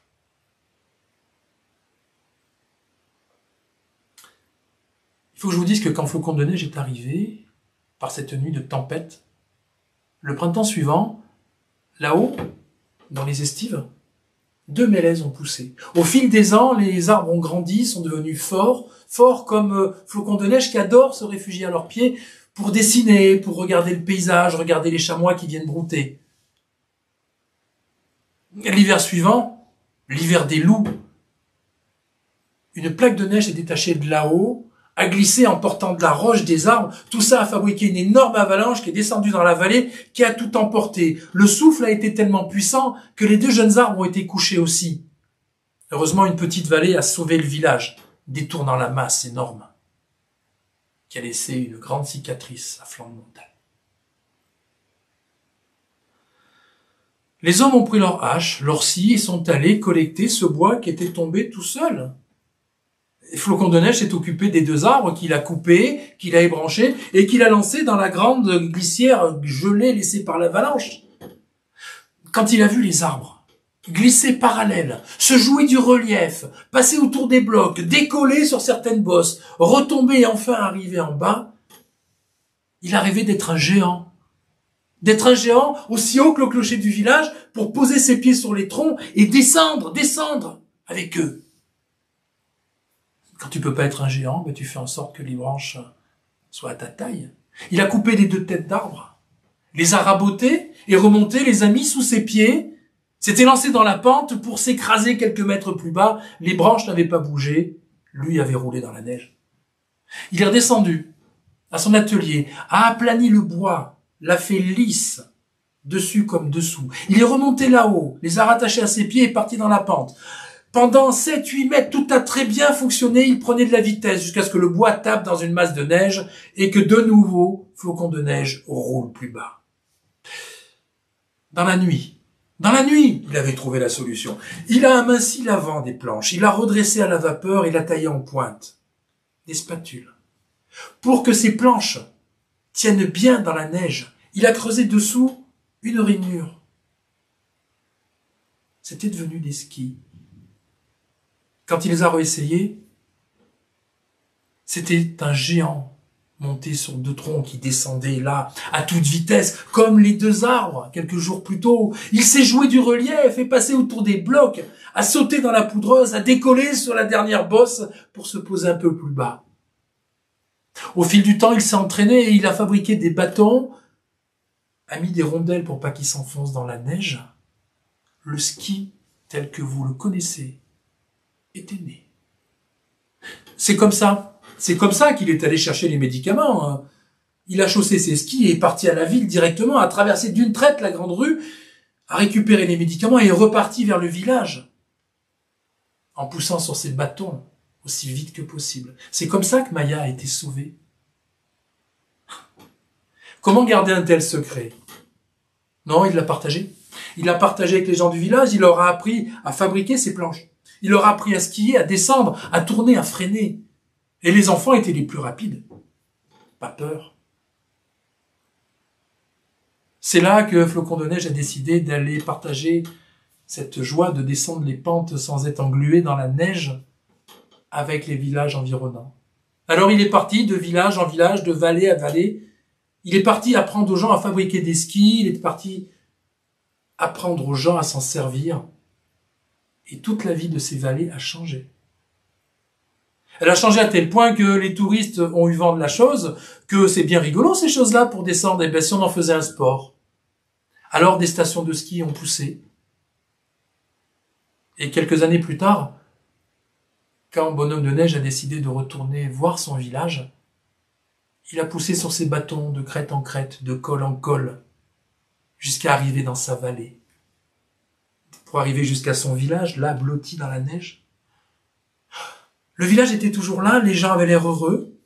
Je dis les gens parce que il y avait des hôtels, il y avait des parkings, une ville était née, là, une station de ski. Tout ce beau monde avait l'air d'apprécier cette vallée, de se prendre plaisir. Tous les gens du village étaient devenus presque riches. En tout cas, le travail était moins dur. Quand Flocon a vu tout ça, c'est avec un grand sourire qu'il a regardé ses amis, ses presque parents, vivre là en dessous. Lui, il est parti se réfugier là-haut, dans ces montagnes. Il est parti rejoindre ses amis les chamois, courir sur les crêtes, parler aux aigles. Et on a oublié. On a oublié comment le ski était arrivé. Enfin, c'est tellement normal de skier. Quelques vieux du village se souvenaient de cette légende qui disait qu'un jour, un homme apporterait des ailes pour voler au-dessus de la neige. C'est le jour du concours de saut à ski que les haut-parleurs ont envahi la vallée jusqu'au sommet des crêtes. Un bruit tonitruant énorme qui a réveillé le vieux de la montagne et au passage qui a réveillé Flocon de Neige. Quand il a entendu tout ça, il est allé voir ce que c'était que ça quand même, du saut à ski. Oh, il a reconnu l'endroit. C'était la grande goulotte dans laquelle il s'amusait. C'était le ressaut en bas qui lui permettait de s'affranchir de la pesanteur quelques instants et de voler là-bas un peu plus loin et de retomber dans un claquement sur la neige. La goulotte, elle avait été aménagée, grande glissade de glace presque verticale, jusqu'à cette bosse, le tremplin, et en dessous la piste d'atterrissage, et le public tout autour, qui attend ses héros. Oui, ces héros, parce que si vous n'êtes jamais monté en haut d'un tremplin, c'est une expérience. C'est une expérience qui peut être traumatisante par sa verticalité, par le risque que ça représente. Là-haut, les compétiteurs, avec des skis énormes, très larges, 3 rainures pour les stabiliser, mettent leurs planches dans cette goulotte qui descend ces 2 traces verticales et puis qui remonte vers le nez du tremplin pour s'élancer en plein ciel. Alors ils planent. 20, 30, 40 mètres avant que leur ski retouche la piste dans un claquement qui descend en ligne droite et viennent freiner en bas sous les applaudissements du public. Quand cet homme est arrivé là-haut, dépenaillé, on l'a regardé bizarrement. Quand il s'est approché du départ, on lui a fait remarquer que « Monsieur, vous êtes un amateur. Vous ne pouvez pas participer à la compétition. » Il a suffi d'un regard. Un seul regard pour que le commissaire s'écarte et que l'homme installe ses vieux skis en bois dans les rainures glacées. D'un coup de rein, il est parti droit dans la pente. D'un coup de rein, il a filé à une vitesse phénoménale, jamais vue. De temps en temps, il se redressait pour donner encore plus d'impulsion. Quand ses spatules ont passé le nez du tremplin, d'une impulsion gigantesque, il est parti droit vers le ciel. Ses skis s'appuyant sur l'aile, les bras en croix pour se stabiliser, il a filé loin, bien plus loin que les meilleurs. Bien plus loin, tellement loin que la foule en bas s'est écartée pour le laisser atterrir. Pas besoin. Il a filé là-bas, dans le couchant. Entre 2 clochers de pierre, il a rejoint ses amis les aigles. Il a laissé derrière lui des flocons de neige qui sont redescendus tout doucement sur la vallée. Dans le village, la vieille Maya, voyant ces diamants descendre du ciel, a compris que c'était son petit arrivé dans ses eaux qui était reparti là-bas, loin.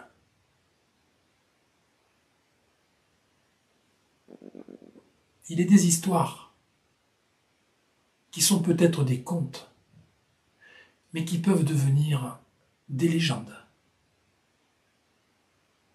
Quand vous irez à la neige, regardez bien dans vos mains, regardez bien sous vos épaules, si un flocon brillant comme un diamant se pose, alors vous saurez que c'est dans ces montagnes bleues que le ski est né. Passez de bonnes fêtes. Prenez soin de vous, prenez soin des vôtres.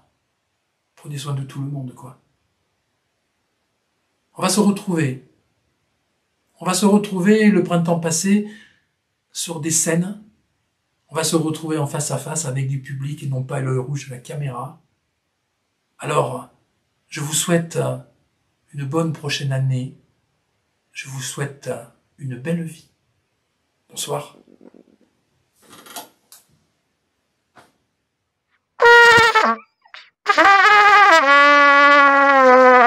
Hey, yeah. C'était lui. Ouais. C'est fait. Oui. La neige. Ah, la neige. La neige. Ah ben c'est Noël. La neige, encore plus loin. Oh. Mais de l'autre côté, ce coup-ci. Là, c'est loin. Encore plus haut. Oh, c'est haut. Ouais. Au pays des... Au petit froid. Des caribous, là.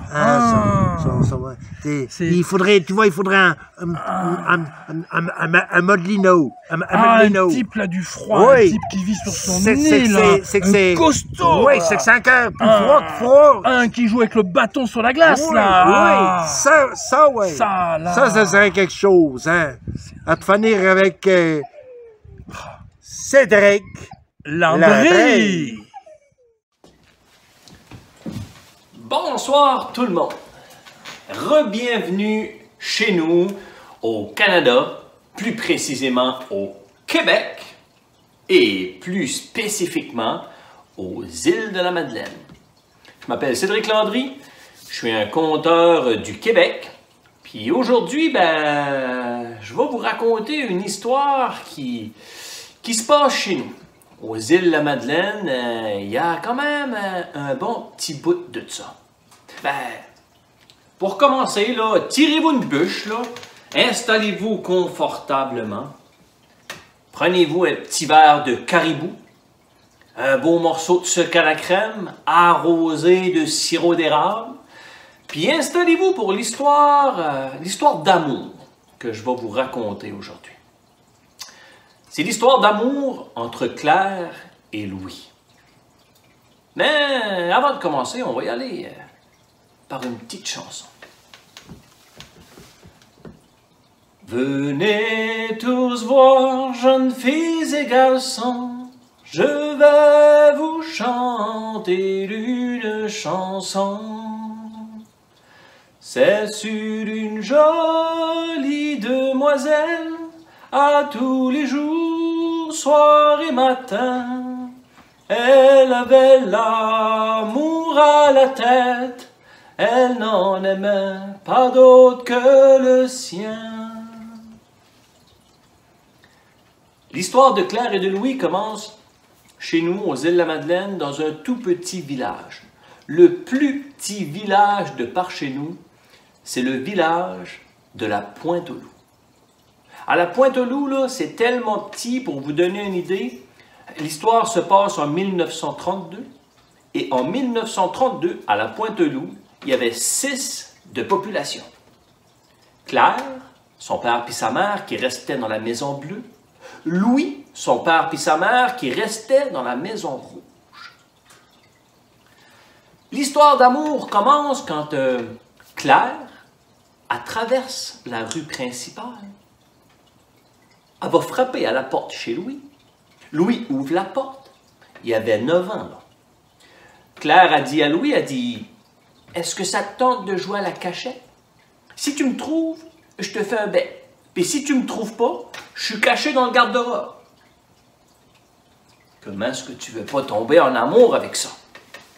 Les deux enfants ont grandi, ils sont devenus adolescents, ils sont tombés amoureux, puis là, à l'âge adulte, ils devaient se marier, tout allait bien, la vie est belle. C'était le plus beau couple qu'on avait par chez nous. Mais, en 1932, c'était la fondation de l'hôpital général de Verdun, pas loin de Montréal. Et à cette époque-là, l'économie n'était pas très bonne, ça fait qu'ils ont engagé une centaine d'infirmières des îles de la Madeleine, de chez nous, là, dans mon île, là, pour partir de là, pour aller travailler à Verdun, à côté de Montréal. Et vous avez compris que pour le bien de mon histoire, mais Claire, c'était une infirmière. Fait qu'elle a dû partir des îles pour aller travailler là-bas, puis Louis, mais lui, il devait rester aux îles pour faire la pêche avec son père. Louis, il a fait une promesse à Claire. Claire, je finis la saison de pêche avec papa, et aussitôt que l'automne arrive, j'arrive, je m'en vais te rejoindre en ville, je te le promets. Mais dans les histoires, c'est jamais aussi simple que ça. Hein? Sinon, ce serait plate un petit peu. Ce qui est arrivé. Le 5 août 1932 précisément, une belle journée d'été, le monde était sur la plage, il faisait beau, ça construisait des châteaux de sable, mais tout d'un coup, il y a un gros nuage qui s'est parqué au-dessus des îles, il a commencé à neiger et à tomber 100 cm de neige dans 1 heure et l'hiver était pogné pour de bon. Avec l'hiver qui est arrivé d'un coup sec, le traversier a dû arrêter ses voyages pour l'année. Et nos deux amoureux allaient être séparés pour beaucoup plus longtemps qu'ils pensaient. Rendu au mois de mars, la tempête de neige du mois d'août n'était pas encore finie. Et on raconte que nos deux amoureux étaient tellement tristes d'être séparés que leur corps a commencé à subir les conséquences de la séparation. On raconte que Louis, il commençait à perdre la vue depuis qu'il voyait plus clair. Puis Claire, ben, elle n'entendait plus très bien depuis qu'elle avait perdu Louis. Mais on raconte que même si nos deux amoureux étaient trop loin pour pouvoir se toucher, ils pouvaient encore sentir qu'ils avaient le goût l'un pour l'autre. Louis, pour passer le temps, ce qu'il faisait, il jouait au hockey. Et ça, c'est l'activité qui réunit, puis en même temps qui divise toute la population de mon village. Ah, le monde se donne rendez-vous sur l'étang à Ben, dehors, là, en plein air, là, sur la glace, quand c'est bien glacé, là, pour des duels inoubliables. C'est le 7e match, d'un 4-7, entre les Kings du Havre-Robert et les Royals de l'étang du Nord. C'est 3-3 et on s'en va en prolongation. L'arbitre du match, il se plante les deux patins dans la glace, il s'essuie la morve de sur son nez, et là, il dit à tout le monde, « OK, la gang, faut se dépêcher, là. Il vente tellement que j'ai de la misère à voir le bout de mon nez. » Il donne un bon coup de sifflet et la prolongation commence. Louis saute sur la patinoire. Louis, c'est un des meilleurs joueurs des îles. Ah ouais. En plus, cette année-là, il avait eu des bâtons de hockey, puis il les avait eus gratis. Ouais, il n'avait pas payé une scène pour, parce que 1932, début des premières palettes courbées dans la ligne nationale. Florenda, la propriétaire du magasin général dans mon village, elle reçoit une batch de bâtons, elle regarde les palettes, puis elle dit « Oh ben là, ils ont tout tordu dans le voyage. » Louis passe par là, elle dit « Louis, il y a un défaut de fabrication dans les palettes. Non, non, garde ça, puis essaye de détordre la palette. » Louis saute sur la patinoire. Il déjoue un joueur, un deuxième joueur, un troisième joueur. Il arrive devant le gardien adverse qui déjoue d'une feinte magistrale. Puis juste comme il vient pour lancer dans un filet désert, une bourrasse de vent emporte le but vers le large. Louis continue sa course, mais le but continue sa course vers l'horizon. Et là, Louis pense à son père qui disait tout le temps, « Louis, dans la vie, c'est important d'avoir un but puis de le poursuivre. » Ben, c'est exactement ce qu'il a fait.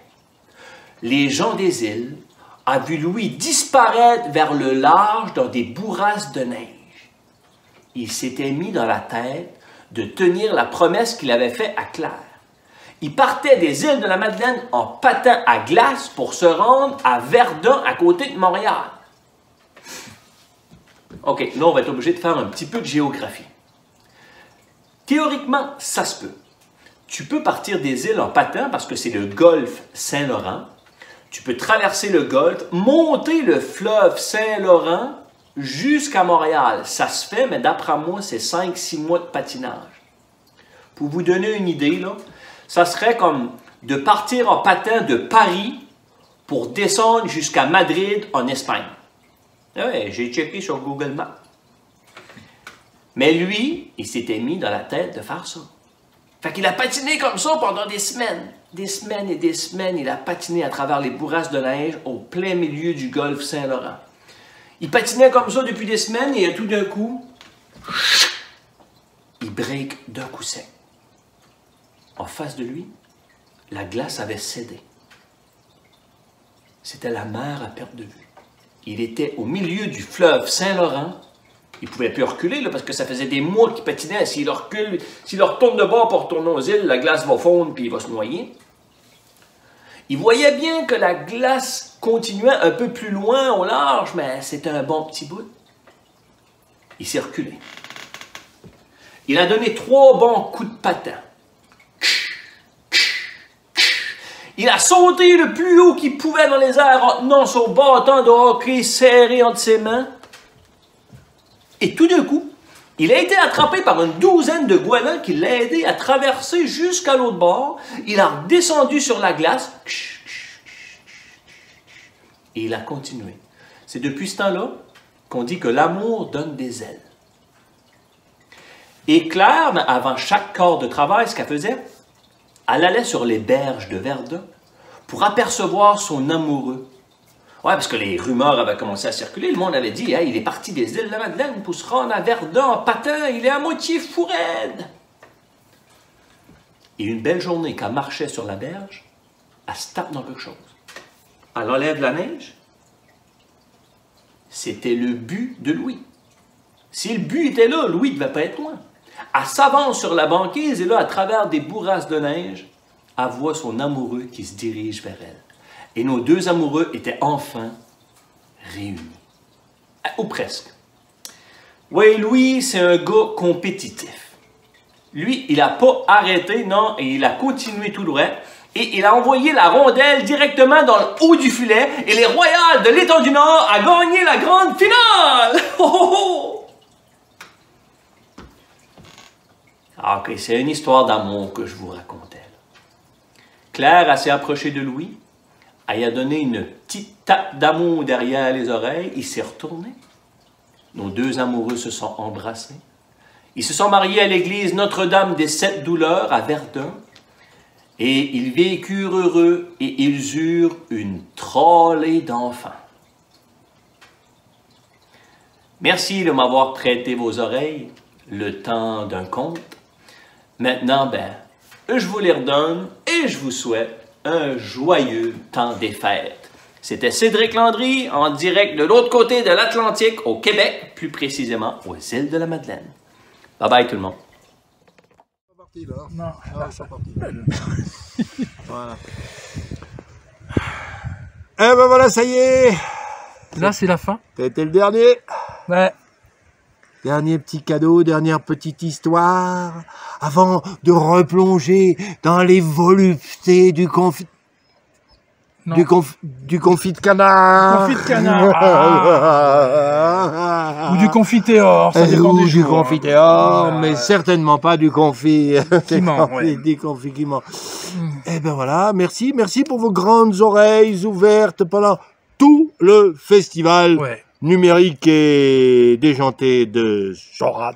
Oui, voilà. La version hiver du festival numérique de Sorat. Un grand merci à tous les bénévoles qui ont rendu cette chose totalement improbable possible. Et un grand merci à vous tous qui nous avez suivis depuis le début. Vous avez été des milliers à nous suivre soir après soir. Un millier. Un millier. Parce qu'il y a un millier et des milliers. C'est pas exactement 1,024 milliers. C'est pas la même chose. Bon. C'est différent. Mais il en suffit qu'une poignée pour sauver l'espoir. Sauver l'espoir. Et à propos d'espoir, celui qu'on a avec vous, c'est de refaire ça en vrai, en live, en palpable, en charnel, en spectacle vivant. Avec de la sueur qui coule, hein, parce que ça sera l'été, ça sera fin juillet. Et quand exactement? Du 25 juillet au 1er août. Dans le pittoresque petit village de Sorat. Salut les loulous. Ciao, portez-vous bien. À bientôt.